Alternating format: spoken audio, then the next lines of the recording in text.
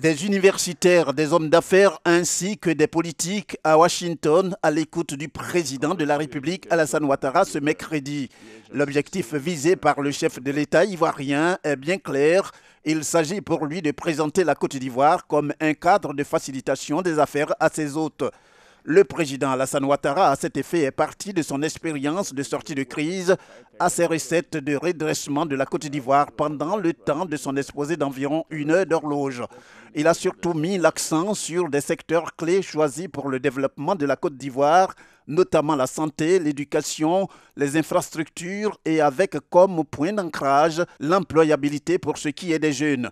Il s'en est suivi un temps de questions-réponses et à ceux qui ont surtout voulu savoir ce qui anime le président de la République, Alassane Ouattara, dans ses démarches, il a réagi simplement en évoquant sa contribution au développement de son pays et au bonheur de ses compatriotes.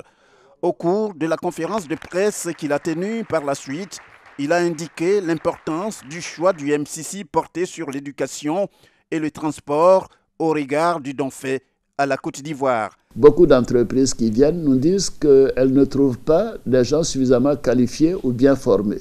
Donc ce programme nous permettra d'améliorer la formation des jeunes, améliorer l'emploi des jeunes parce qu'ils sont bien formés. Et moi j'en suis très heureux parce que la formation et l'emploi des jeunes est au cœur de notre stratégie.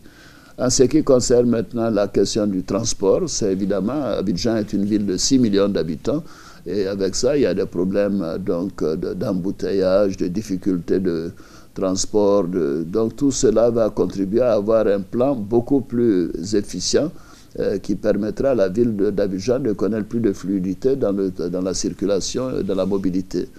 Pour terminer, le président de la République a souhaité, dans le cadre d'un autre compact, que la Côte d'Ivoire ait la possibilité de développer d'autres secteurs, notamment celui de la santé.